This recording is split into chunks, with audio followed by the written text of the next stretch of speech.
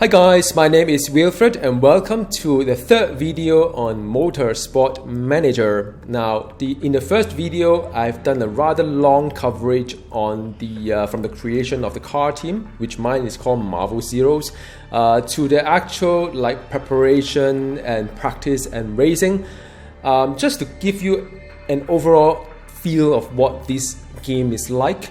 In the second video, I have done racing there, managed to meet the sponsor expectation, actually beats it as well. And you can get to see the excitement of the race itself, all the long preparation for that just one single race, and then the whole cycle repeat itself. So I thought give you some idea of what end-to-end is like. Now in this video, I'd like to do a little bit on the financial part of it, because as a manager, not only do you need to develop the car, manage sponsor expectation, also defining your own goals, and also the growth of your car team, but you also need to manage the finance as well. So I'm going to touch on to various aspects. And the wonderful things about this game is that it is not that hard to understand what is happening, which is great because transparency give you the kind of learning experience, and then after that you can sort of go into it and learn more about it. So now let's go into my car team called Marvel Zeros, on to the fourth race of the season, first season. And the financially, I'm not doing that well, and it is a very much learning experience for me. It's the very first time I tackle this game, or this genre itself is very new to me, although I have one single passion, which is the motorsport itself. Now I've got two drivers, Engelhardt, which I've employed through contract negotiation in the last race, and now sort of go through a little bit on the contract contract negotiation itself. And I've got the driver Faith Anthony from the car team that started off with me. So that's the one that I've got. I mean, driver wise, I've been doing pretty well, but just that the rest of the stats are pretty poor right now. To play this game, you have to understand the financial, and to understand the financial, you must understand where does the money come from and where does money go. To start the season, your boss would give you a certain budget, and there will be a sponsor for your car team as well. Depending on your aspiration, you could either go for a high sponsorship, mid sponsorship, or low sponsorship. Now, low sponsorship will give you a lower expectation, of course, versus high sponsorship, a high expectation. In reality, when you do motorsport, when you start with nothing, meaning that you are just no experience in the whole car team wise, you have to get your new teams to work together. It is rather difficult, I must say, and this game sort of simulate that aspect of it. So if you go back to Formula 1 10 years ago or so, Force India has always been DNF all the way when they first started the whole season journey. But I mean, they have come a long way, and now they are more or less in the mid kind of tier, but they have gone through quite a lot of seasons until we arrive today. Now, of course, there are legendary car teams like Ferrari and so on, and and they have come a long way as well through decades of development, and foster the kind of team culture all the way. So how is it going to play out in this game is that you started off with nothing, you develop a car, you give direction, and so on and so forth, and with the initial budget, that is what you've got. So I think initially I've got about $6 million dollars coming in. Now there will be things like the prize money as well, or their sponsors. Now, how do you get sponsorship? Very much like the reality as well. When you have car, there are various kind of stickers that people will stick the sticker onto your car and provide kind of a sponsorship. So your car has multiple areas whereby you could actually put some sponsor to the wheel itself, to the wing itself, kind of area, or more or less to the front, a bit of the front as well. So there are different slots, and different slot will probably demand different kind of sponsors. There are fixed payment sponsor, meaning that you raise each race you have 150,000. Each race, for example, for this one, upfront they give you 200,000, but each race is 200,000, and so on and so forth. This one's up upfront payment of 1 million, but I'll get nothing, from the pay per race. So if I do my calculation right, from the fixed payment sponsorship point of view, I only get 150 plus 200, so it's 350 from the sponsor per race. That would be my sort of like race by race I earn 350, right? There are other bonus sponsors as well. Bonus sponsors work this way. They may give you upfront payment, usually not that much. But if you manage to meet the expectation, like being able to get to second or above, then you'll get 650,000. If you are racing in the home race, Germany, you get to kind of like more than that. So and there are other as well that is not that taxing. 9th or above is still quite hard to achieve, because so far the best result for me is 11 for my car team Marvel Zeros. But there's upfront payment as well. So I haven't got another slot yet, so I am hoping that there are some upfront payment with the expectation not too high, something that I could achieve. But that is really what I'm having, 350,000 just to get the race going. Now, what else are the income-wise? There aren't really a lot of income. Another income is a pay drivers. So some driver pay to drive the car. So for example, if I take a look at my driver here, the reserve driver, Andre Gomez, is actually a pay driver. How do I actually see it? Not quite sure whether you can see it from here or not. Oh yeah, it's called pay driver. So whenever you bring the driver to a race, you got 290,000. But if you only do practice, which I use him for, I only get half of it, which is 145. So if you add 350, 145 is still quite a gap to what is required to run the car team. So if you ask yourself, okay, fine, you have sponsors, you have pay driver, you have the race bonus, what other income can you get? Sometimes you may get some email requests saying that they would like to visit your garage and do a film. So these are a media want to come in and do a film, and they'll pay you for it. They'll give you maybe 100,000 to get that information. But there's always a trade-off. Your mechanic will never like to be entertaining the media, because they rather work in real life as well. So they would be quite reluctant and take a negative impact from a relationship wise of you to them. So so that's one aspect of it. There aren't really a lot of other income, but there are many expenses. So for example, what are the expenses out there? The car parts, whenever you develop a car, so for example, if you say I want to design a new car part, now I can't because I'm designing a new one. But if you want to design a new gearbox or new engine or so on and so forth, you actually need to pay for the kind of a development cycle of it. So for example, if I look at the part itself, the green one are the one that is pretty nice. So I've got an engine that's blue. So if you play other ARPGs or role-playing game of other genre, it is quite intuitive. Gray is or white is actually the lowest kind of configuration, which is original. Average is a green one. Good is the blue one. I think there's another tier called the epic, which is the purple one. Then after that, it's called legendary, which is the orange one.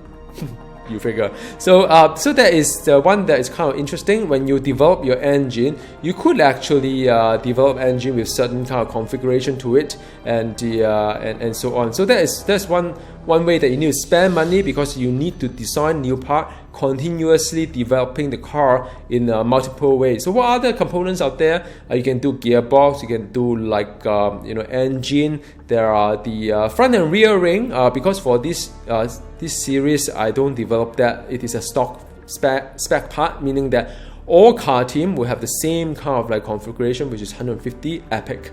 And after that, I have the suspension as well as the brake. So I can have 4 components I could develop to have the various kind of quality to it. So I can have original, average, good, epic, legendary to it.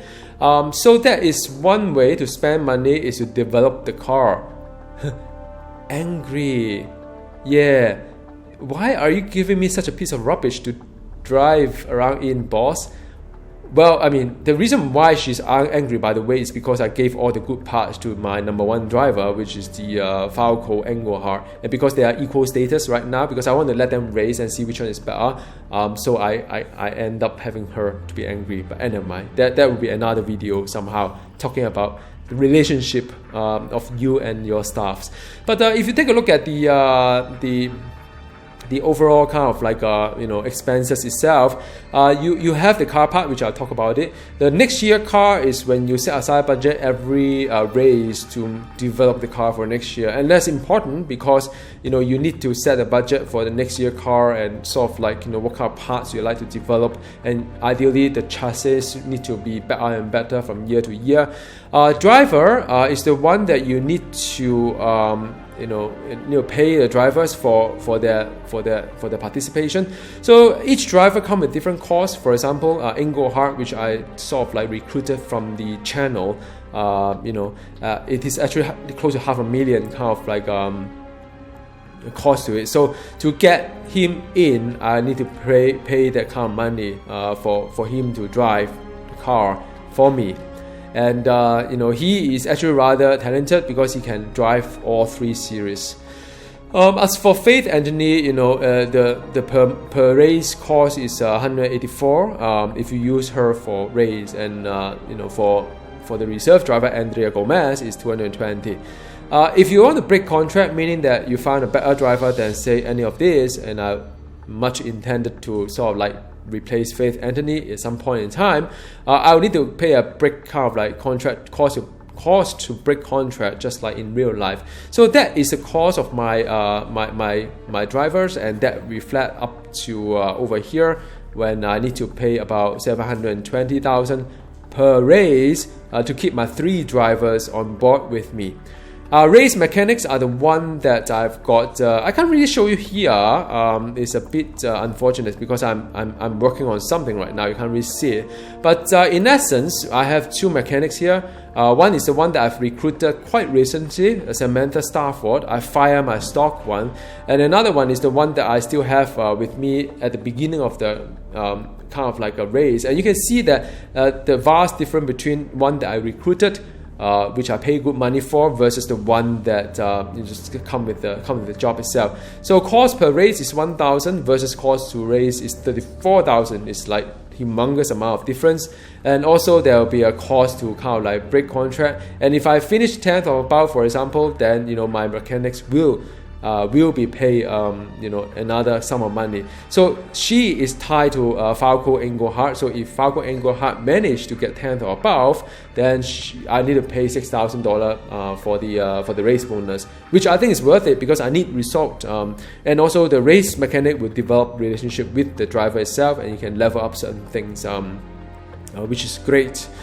So this driver is something that I would definitely fire at some point in time, and in fact I'm going to fire him right now for you guys. And because I've scouted another person called Stephanie Thomas, I think in my last video I've actually signed her in, but I thought I don't, for some reason the game wasn't being saved for that after the race, but so I can get to do it again. So essentially what happened is that for Stephanie Thomas, I could actually sign her in. She's $19,000 per race, and after that there's close to $100,000 just to break her existing contract, and that will replace, for example, Miguel Colin. And then after that my per race cost will then of course go up. So that is how you play the game here, to make sure you're managing all the finance. Now what else are there of there? So you have the race mechanic. Designer is the race designer, which I've got from the I've also recruited my race designer. She's alright. I got her in because I needed someone to help me develop the part. She's not really that good of a lead designer, but I think she is she's acceptable at what I can afford, to be honest. So that is also one that she can do up to grade. I cannot develop anything more than Epic. If I need to develop Epic kind of like a parts, then I'll need to find another lead designer. So I think maybe until the next season and beyond, then I can sort of like look into finding another lead mechanic designer to help me get into Epic and Legendary. Just saying. So that is for my designer itself. Then I have something called the headquarter. Now, I haven't really got time to go through it with you, but by the way, that is my headquarters. So the headquarters itself, they have the design center as well as factory, and it's kind of realistic as well. When you want to build a headquarters, like the one that I'm upgrading the factory to level 2, it cost me it cost me quite a lot of money to upgrade. In fact, it cost me like I think 8 millions to or thereabout, maybe lesser, to upgrade the factory. And after the factory is upgraded, then I'll get more slot to improve my car part, and same as for the design center as well, because all these are big ticket items. When you say you want to build something, it doesn't come immediately. You have to wait until the whole thing being upgraded and so on. So it is something that it's quite very interesting in that aspect of the game, and you can keep upgrading, building and build parts. And you can also have new buildings as well. There are plenty of new buildings you can build, you can create along the way that will have different kind of like a tag tree to it, very much like StarCraft, perhaps. But this will cost quite a lot of money to continue building, and I would presume, some of these are 6 million. Where do I have 6 millions in my bank account that I can't even afford any of these things? And it's kind of real as well. I do not know whether you have come across the news whereby in F1, Formula 1, not all the car teams are rich. Some of the car teams have their own simulator. Some actually play the Formula 1 2016 game or whatever to practice, right? So I'm talking about people playing computer games. A real driver, F1 driver, play computer game to practice how they can drive better in F1 because they cannot afford the simulator on their own. So it's something to take home with, and this is something that is over time. I won't be able to get it within one season, which realistically you can't. But I think over time, as the game goes by, season to season, I'll be able to upgrade the factory, and then after that get better and so on. But I hope by this point in time, you get to appreciate that as a manager, there are many things that you need to balance. You need to balance between long-term goal, like building a factory, upgrading a factory. You have to balance between like the immediate goal, which is like, for example, hiring some really talented people to help you develop the cars. You need to look at the medium term, whereby you need to say recruit, scout the right person to drive your cars, and to also, for example, develop parts that you need to keep developing your car. So there are quite a lot of goals, but it's always constrained by the amount of budget that you have. I thought I'd give you an appreciation of what all these items are. There are other things like travel costs that you cannot ignore anyway, because every race you need to travel. And the pit crew, the last one is a pit crew. Now I said to auto manage because after a while it get a little bit too micromanaged, and I can't really deal with stuff like this. But if you say I want to auto manage, for example, so you want to sort of like turn it off, you could actually manage your own pit crew. Each of the pit crew will have their own stamina, whether they have done some mistake in the past or not, and you can sort of like look into a mistake and say, maybe I should fire this guy because he's really not good as someone that is doing the front jet. Because I think, hang on a second, this is a front jet guy, and his front jet stat is really horrible. So by right, I should swap this guy into this guy to sort of like do the front jet and stuff like that. And I could like hire some of this who's out there, like what am I lacking between the tires, front jet, rear jet, refuel fixing. Between all these things, who should I be doing? Who should I be who should I be hiring or firing or manage? And that is my understanding of my pit crew to do the right decision. So like I said, for those who are new to the whole motorsport wise, whenever a car come into the pit, the front and rear jet will then go in, lift the car up, and after that 4 wheel will be off, replaced by another 4 new wheel, and then the refueling will come, fixing will come as well. So that's how it works in the motorsport itself. But I would like to continue doing the auto management. I can't deal with micromanagement itself, so I just let one of my mechanic to manage this car team. So that is really about it from the expense and sort of like income and cost perspective, and that is how how much you need to manage. I think last but not least, I just want to do a little bit of contract negotiation role playing with you. So for example, you could say that there are some drivers, I do not know which one is good one, which one is bad one, and which one should I be scouting. So what I usually do is that I will identify some driver I like to scout. Now who should I scout? It could well be someone who's not happy with the current team. That's one way. So you can pay attention to news like this guy called Bao Tan, who's just not happy with the current team in another series, and I'll try to approach him. But then I don't know his capability and so on. So I send in my chief scout to take a look at how per driver is doing, and I could just keep scouting other kind of like I can scout the person. Like for example, I can scout this guy up, and there's a new scout drop, and I can sort of like read some of the report. Like for example, Lola Marsh, what happened to her? She's pro in this, and chatty, and then just married, for example. So she could well be someone that I could approach. Now I just want to do a simulation here. Say if I want to approach, I can compare. For example, I can compare her with, say, my Faith Anthony. Because I like to promote women in the motorsport, I would like to sort of like recruit women into the sport.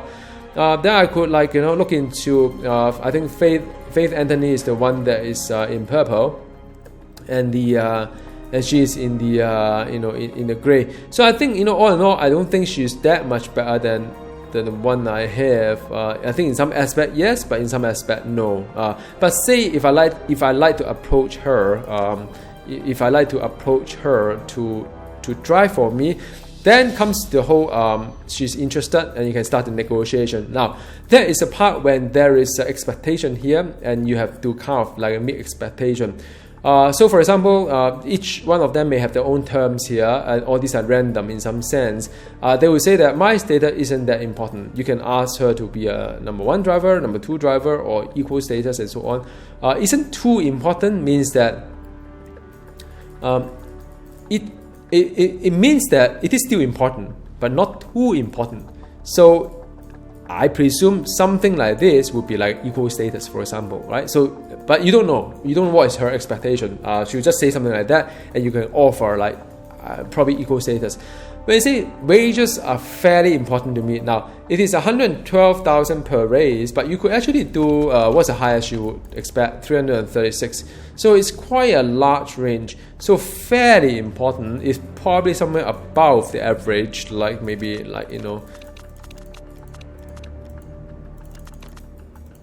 maybe something like that, around this range, right? Fairly important. And after that, I prefer a short contract, so end of 2016, for example, because like you can't offer anything that is different from what's the expectation. They will be unhappy. And after that, I prefer a sign-on fee. So now when I say I would prefer a sign-on fee, there are also like different magnitude to it. Some would say that, well, it's not that important and so on. So, you have to guess whether it's somewhere in the middle or not. And after that, the bonus size isn't very important, but still it's kind of important. So, you can see that you can from 6,000 to 60,000, you can go with 6,000 first, for example. And then say if you're happy with this kind of like a configuration, provided you can afford it, which I can't, by the way, then you can send in you can continue, and after that she will consider. Now the reaction will not be immediate. She will take some time to consider, and when she come back, she will say that I'm not happy with certain terms. Can you do something better?